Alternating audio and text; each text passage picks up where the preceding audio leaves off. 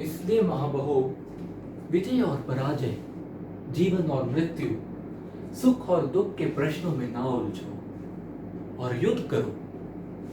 यदि इस युद्ध में तुम्हारी विजय हुई तो तुम पृथ्वी के राज्य और यश भोगोगे, और यदि वीरगति को प्राप्त हुए तब भी तुम यश के साथ साथ स्वर्ग पाओगे। इसीलिए एक कौन्तेय उठो, सुख दुख, लाभ हानि, विजय पराजय, इन सबको सम्मान समझो और युद्ध करो कि ये तुम्हारा क्षत्रिय कर्तव्य भी है और मानव धर्म का भी।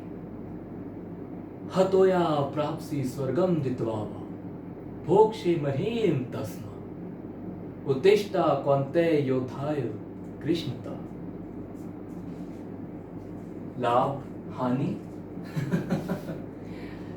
ये दोनों ही सपेक शब्द है धनंजय। मुझे मालूम है कि तुम्हें पृथ्वी के भोग और स्वर्ग के सुख की कामना नहीं है। इसलिए कौन्तेय, सुख दुख समय कृत्वा लाभ है लाभ, जया जय, ततो योधा युजस्व नेयम पापुम। सुख दुख लाभ हानि, इन सबसे ऊपर उठो पार्थ। अब तक मैं तुम्हें ज्ञान और विवेक की दृष्टि से समझा रहा था पार्थ, जो जीवन के आर पार देख सकती है, जो सत्य की गहराई में जाकर अंदर आत्मा के स्वर को समझ लेती है। किंतु कराते तुम उसकी अमूर्तता में उलझ गए तो व्यावहारिक कर्म को इस क्षण में तोल कर देखो पार्थ। व्यावहारिक कर्म की दृष्टि से अपने कर्तव्य के विषय में निर्णय लो, तब भी तुम इसी निर्णय पे पहुंचोगे कि क्या तुम्हारा इस युद्ध में भाग लेना आवश्यक है। तुम ये निर्णय केवल इसलिए नहीं ले पा रहे हो पार्थ कि तुम इस क्षण को केवल व्यक्तिगत लाभ और व्यक्तिगत हानि को तोल रहे हो। यही तो मोह का बंधन है पार्थ, यही तो तुम्हारे शोक की जड़ है।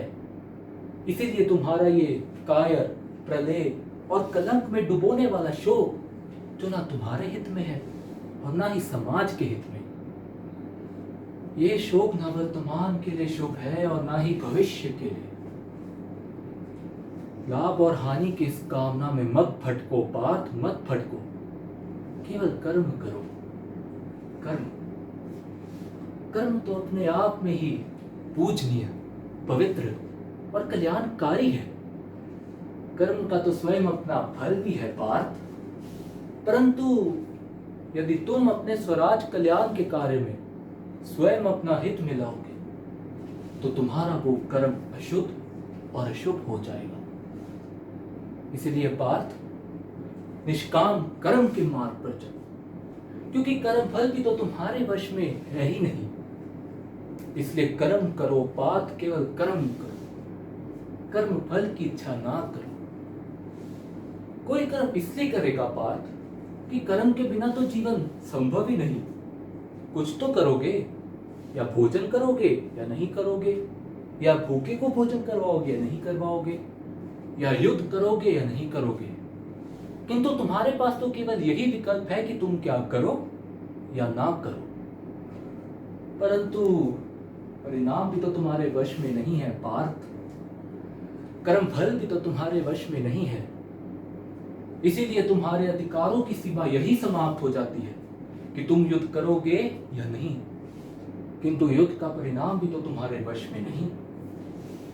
यदि तुम विजय चाहो भी तो यह आवश्यक तो नहीं कि तुम्हारी विजय हो, तुम्हारी पराजय भी हो सकती है। किंतु तुम विजय से मोहित नहीं होगे तो पराजय से भी नहीं घबराओगे। यही तो सोचो पार्थ कि चाहे विजय हो या पराजय, किंतु तुम तो युद्ध इसलिए कर रहे हो कि युद्ध करना तो तुम्हारा क्षत्रिय कर्तव्य है।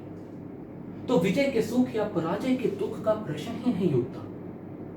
और जो ना विजय से सुखी और ना पराजय से दुखी हो, वही स्थित प्रज्ञा है। इसलिए पार्थ, कर्म के प्रति फल की चेष्टा ना करो।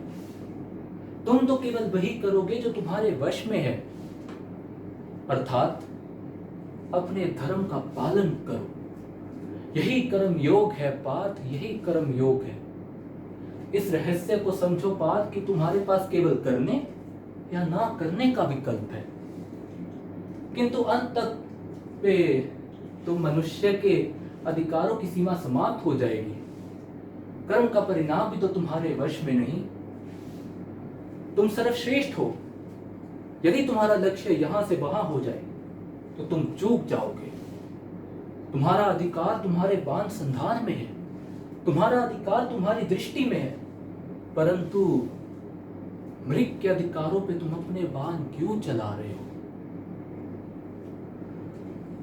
कभी भी अपने अधिकारों का उल्लंघन नहीं करते पार्थ। अपने अर्थात अपने कर्म में स्थिर रहो, स्थिर रहो पार्थ, क्योंकि कर्म की कुशलता का नाम ही योग है।